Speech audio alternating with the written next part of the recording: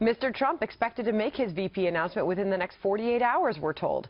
This morning, the presumptive nominee fueling speculation as he and some of his family members visited the home of one of the top candidates, Indiana Governor Mike Pence.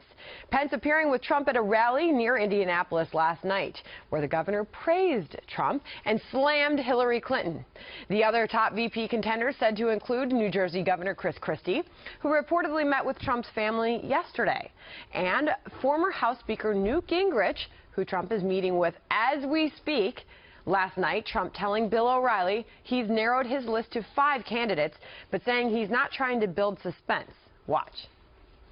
I'm not doing this for surprises. I'm not doing this for games. I'm doing this because I want to pick somebody that's going to help me get elected. And in another interview, Trump saying he needs a fighter as his running mate since he's being attacked from all sides. Geraldo, dare I ask you to speculate on who his pick is? You know him very well. He hasn't called me. I'm really annoyed. I think Pence is, totally competent and acceptable. Newt, I know that Sean loves him. Sean Hannity loves him, and he's such a competent person, former Speaker of the House, of course, presidential candidate in his own right. A little on the old side, I would submit. And I really do believe, and I know that I'm the oddball out, but that doesn't surprise me, and it's not uncommon, but I really believe that Christie would be, at this point, now he can't get John Kasich, which is too bad. I think Kasich would have been the best, perfect fit, Ohio so necessary to Donald Trump's ambitions.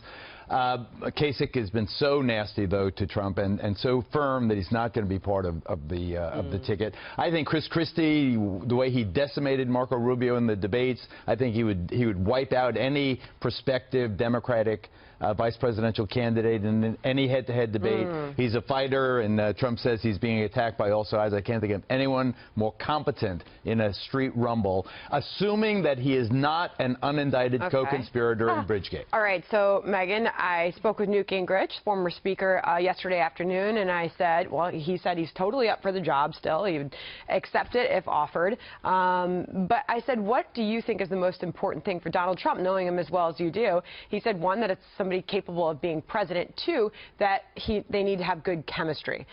He said this is a very personal decision for Donald Trump, and it has to be somebody he's comfortable working with for the next 4 to 8 years, if elected. Here's why I like Newt Gingrich for a lot of different reasons. Number one, he is an architect of modern conservatism for a very long time. He's nothing short of brilliant.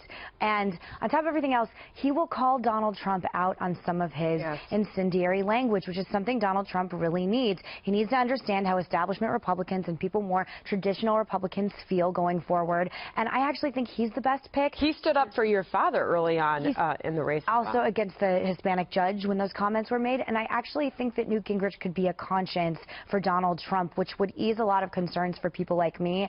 I've been a big fan of Newt Gingrich for a very long time. I love his wife, Callista, and I think he's by far the best choice. I think he also does it credibly. I mean, you know, a lot of times you feel like the VP pick is pandering. You know, it's to put somebody next to Donald Trump who looks more mellow and will mellow him out, and you know it won't. He'll just ignore that person. But with Newt Gingrich, you do get the sense that he does respect his opinion. He does listen to him. You get the sense it's sincere when he says, I don't agree. Why did he say that? I don't agree with you when you said that. And that Trump is actually listening to him.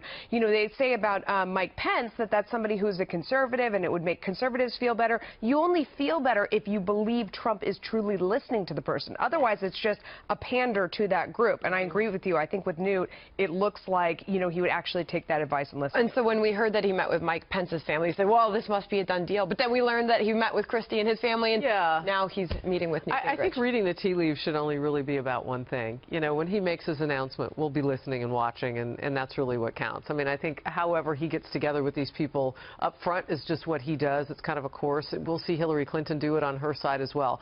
But I watched your Twitter account, Megan, and you tweeted out something that I thought was really interesting. You retweeted Newt Gingrich last night, I believe it was, saying that Donald Trump profoundly owes your father and other veterans an apology. And I thought that was really interesting. It's an older tweet. Yeah, Newt Gingrich is willing to go to those places, those sore spots, if you will, to step into the fold with credibility, where others have kind of lightly tread, or have just done it bombastically and not cared whether or not they would get along with Donald Trump in the end. I also think there's something kind of no more Trumpian than to double down on being old and white. He doesn't care about political correctness. He's not going to go for a diversity move, a female move, just simply because it would be diverse or, you know. Well, Paul Manafort said they didn't want to be pandering, so it probably wouldn't be a woman and it probably wouldn't be a minority. Yeah, but Newt Gingrich is older than I am.